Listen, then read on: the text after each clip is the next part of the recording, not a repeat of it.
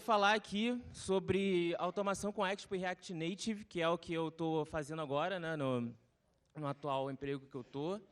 E vou contar um pouco as dificuldades assim, e algumas gambiarras que eu tive que fazer para passar sobre algumas coisas. Né, eu sou uma tola, na verdade, não precisa nem me chamar Rodrigo, que o Rodrigo eu não atendo. Sou automatizador, sou agilista. Diferente aqui, eu tenho formação em meteorologia, foi a minha primeira formação. Sou ex-professor de física e matemática. Fotógrafo por diversão. E adoro cerveja, tanto que está na minha camisa ali, se vocês olharem, my work in my bucket list. Né? Para quem não sabe, bucket list é aquela lista que você quer fazer antes de morrer. Né? Tem até um filme com Jack Nicholson, eu não vou lembrar o nome do outro. Né? Então, passa. Não?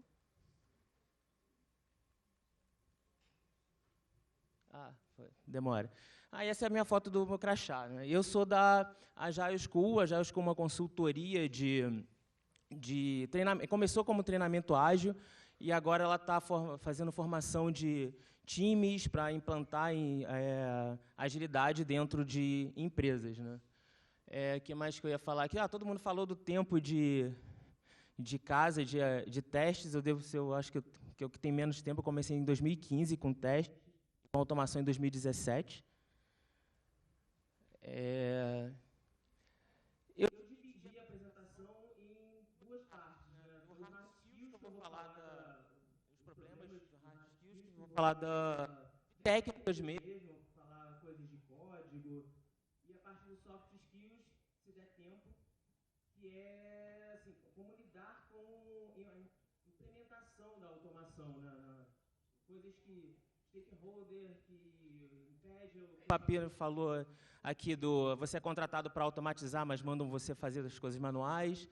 Então, o desafio, né? O desafio, quando me chamaram para fazer isso, eles falaram, precisamos implantar automação e no processo de qualidade no aplicativo de uma empresa de pedágio eletrônico. É a maior, essa empresa aqui, que tem essa setinha aqui, eu não sei se a gente pode falar nomes e essas coisas, mas é isso aí. Como eu já tinha experiência, basicamente, sempre que eu trabalhei com QA, tirando a parte manual, foi sempre com automação mobile, então eu falei, vamos lá. Quando eu cheguei lá, né, o aplicativo é Android e iOS. Quando eu cheguei lá, Expo e React Native. Aí eu falei, tá, né, beleza, né, nunca vi isso, é bom que eu aprendo, né? Um framework novo, né, vou entrar em contato com códigos novos. E aí, o que é exatamente o Expo? Né? O Expo está para o React Native, assim como, fazendo uma analogia, o Rails está para o Ruby e o Django para o Python. Então, ele é um framework que facilita o desenvolvimento do React Native. Ele já vem com bibliotecas prontas, algumas coisas que facilitam a pessoa a desenvolver. E as vantagens do Expo, por exemplo, você faz o código em JavaScript, o Expo, né, faz o build e gera um aplicativo nativo, tanto para Android quanto para iOS. Desvantagens do Expo. Isso aí já começa as coisas ruins, né, que eu já passei por lá. Né? Você faz o seu código, você é obrigado a jogar na nuvem, num servidor Expo, porque você não consegue rodar na sua máquina, e as builds saem desse jeito, production, ou, porque não tem nenhum caso ali, mas é production, é develop, e com código imenso você não faz a mínima ideia do que está indo naquele pacote. Se você não tiver um registro muito bom, você, sei lá, fez uma nova funcionalidade, e quando você vai procurar, tá, em qual desses aqui está a minha funcionalidade? Entendeu? Eu fiz um hotfix, beleza, qual é desses aí que está o meu hotfix?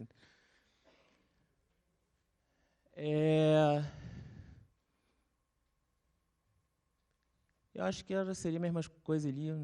Então, vamos começar a automação. Né? Cheguei lá, fui pegar o APK para inspecionar os elementos, né? E ver como é que estava a estrutura do código. Eu uso muito Arc. Né? Eu dei lá o Arc, então Android.txt lá com as capabilities. Eu gosto de usar o Arc. Alguém mais usa o Arc aqui para inspecionar elementos? Ou vocês preferem a IDE? Primeiro, quem automatiza mobile aqui? Nossa, pouca gente.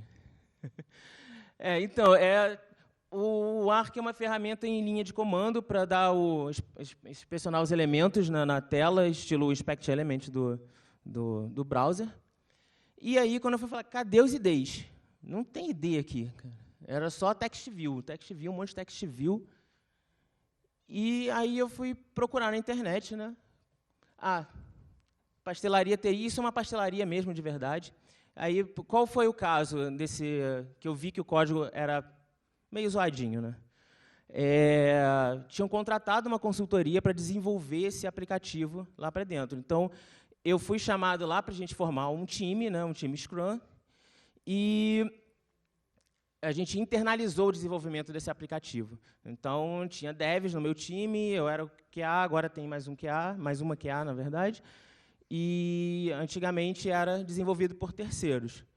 Então, era estilo assim, fábrica de software, né? Ela desenvolvia e entregava, funcionava, bug, e abria bug, e ficava aquela ida e volta de você defender o seu bug.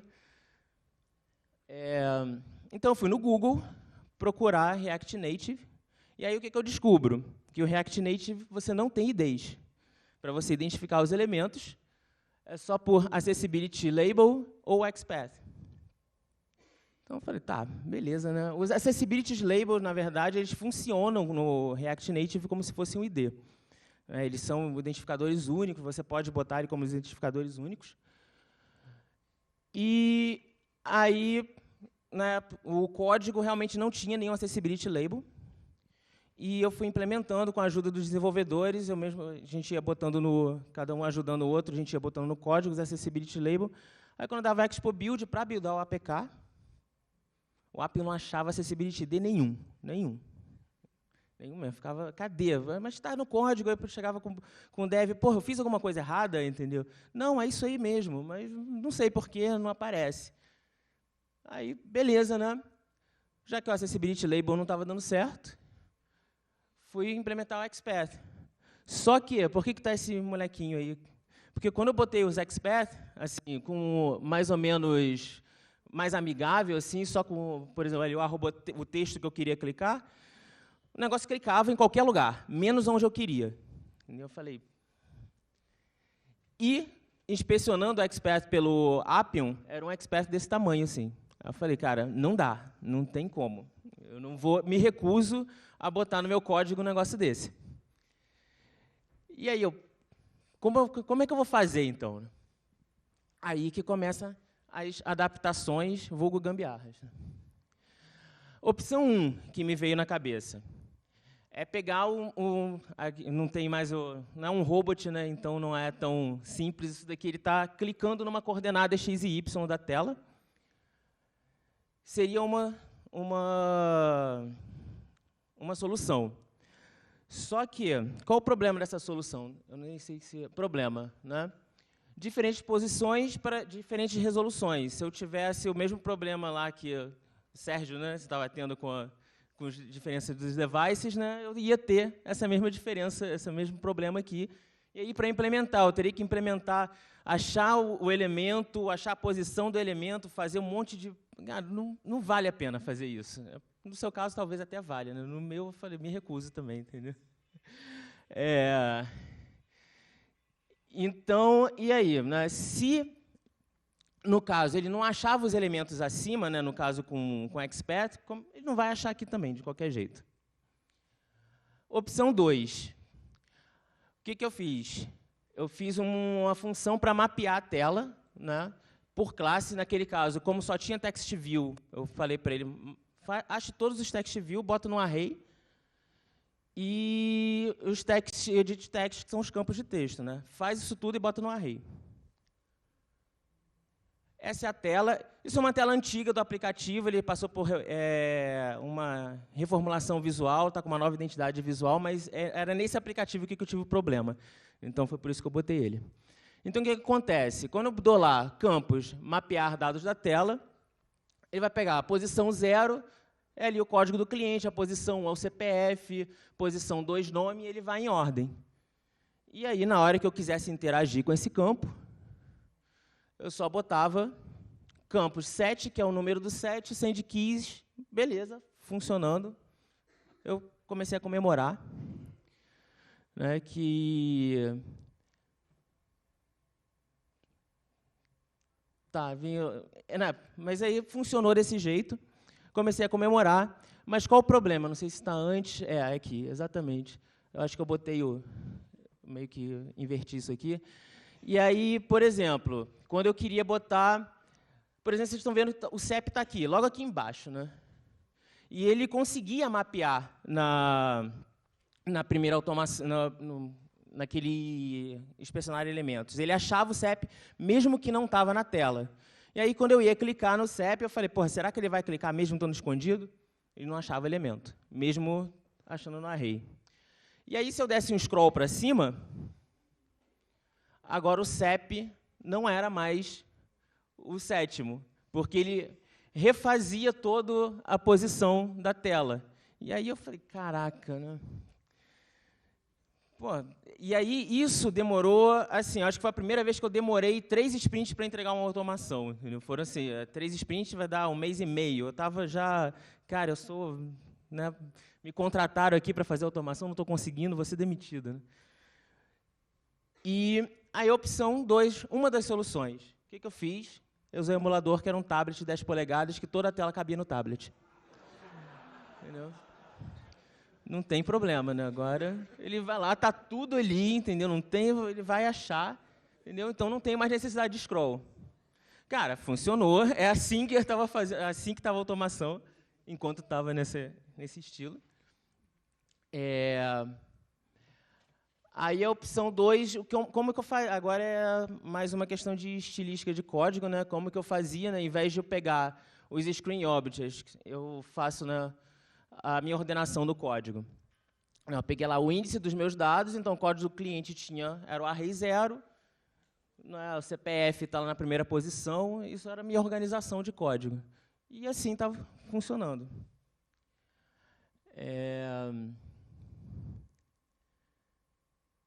Aqui era como eu fazia mesmo, eu mandava preencher o nome e, né, só passava lá os parâmetros que estavam lá mapeados. E aí, mas qual era a opção 2? Aqui eu estou falando dessa opção que estava implementada, mas o que era a bagunça? Que alguns elementos eu tinha que representar, alguns ele achava por expert, alguns outros ele achava pelo Accessibility ID, que é o que está ali só, por exemplo, visualizar senha, existia Accessibility ID, então essa é a melhor prática de se fazer, então eu usava o elemento, no caso, que era a melhor prática, não é? E usava índices, por exemplo, aqui, esses 2 últimos aqui, ó, login com Facebook e login com Google, que era sempre os 2 últimos elementos. Né? O Ruby tem uma vantagem que você pode botar números negativos e ele volta no array, né? Não sei se Java faz isso, acho que não. Né? Só zoando um pouquinho, continuando a zoação do Java. Né? Então ficava essa bagunça, que alguns elementos eu achava com expert, outros com Accessibility ID, outros com índice, mas funcionava. E aí chegou, no caso, que deu um freezing no desenvolvimento, a gente parou de implementar novas funcionalidades e veio a nova identidade visual. E aí o que aconteceu? Uma das coisas ruins que aconteceram é que, basicamente, todo o código que eu tinha, como mudou tudo de lugar, mudou identificadores, a gente não sabia mais como é que estava, então, quer dizer, agora eu estou tendo que revisitar tudo, né, para trocar as coisas. E eu já tinha, no caso, acho que tinha 60 cenários automatizados, e agora, basicamente, eu tenho 0 de novo. Né?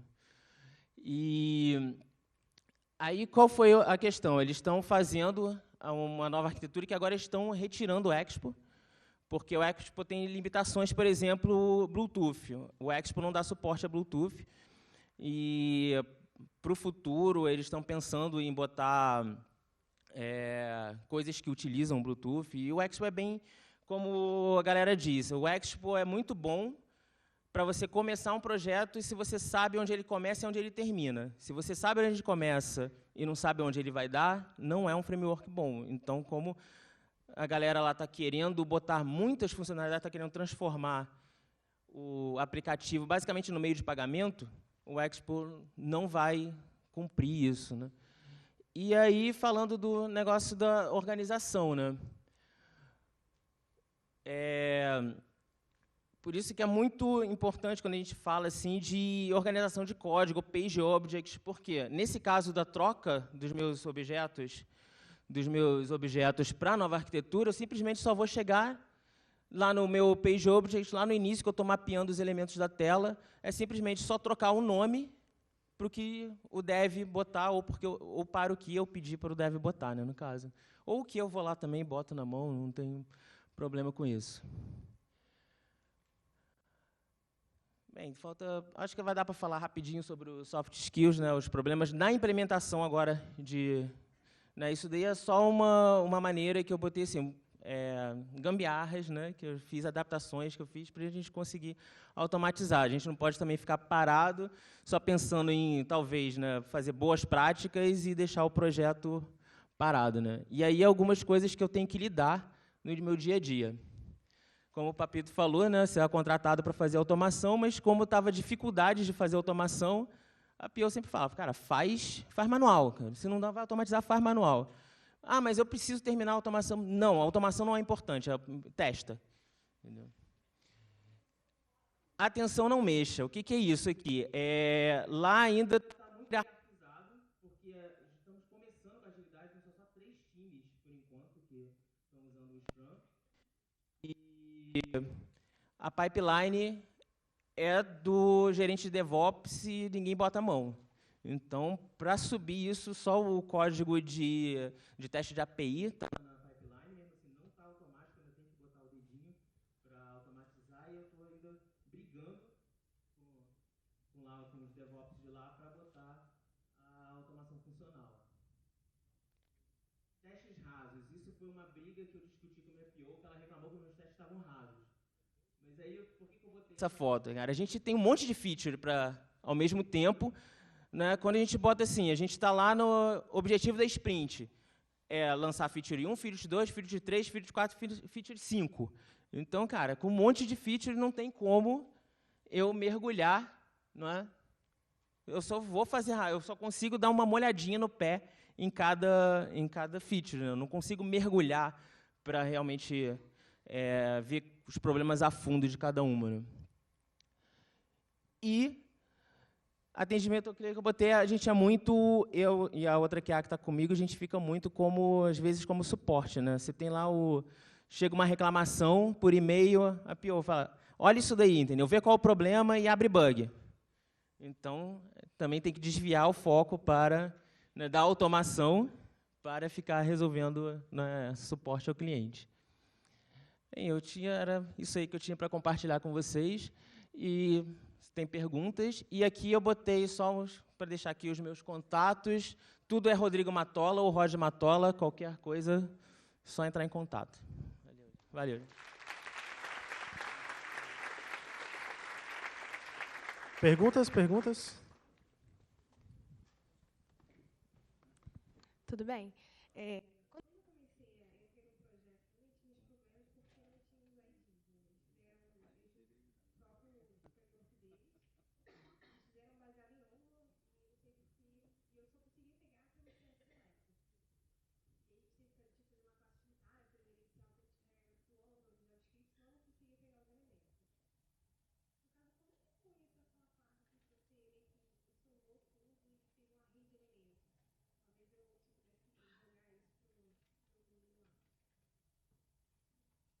Já tem muito tempo que eu não mexo com web. Mas no caso do mobile, você tem o find element no singular e tem o find elements no plural. Então, por exemplo, ali eu tinha vários elementos que tinha a classe edit text. Então, tudo que tem edit text, ele vai juntar, eu vou dar o find element no plural, tudo que tiver aquele nome, ele vai juntar na minha variável na ordenação que está na página, entendeu? E aí eu só pedia para ele, quer dizer, como não ia mudar a ordem, então, quer dizer, o 0 é sempre um nome. O primeiro elemento vai ser sempre o nome, o segundo o e-mail, e aí eu pedia para ele interagir com esse elemento número do array, entendeu? Da posição do array que ele salvou a variável. Entendeu? Pessoal, antes de mais dúvidas, só quero informar que a última palestra do TEC, que é a palestra do Fernando Santiago, Escalando Qualidade, Superando os Desafios e Transições de Teste de Software, ela foi transferida para a Open, porque eles já estão finalizando e a gente ainda tem mais 2 palestras na frente. Então, a gente transferiu. Quem estava a fim de assistir essa, pode ir para lá, que já deve estar começando a qualquer momento. Beleza? Mais dúvidas? Então, só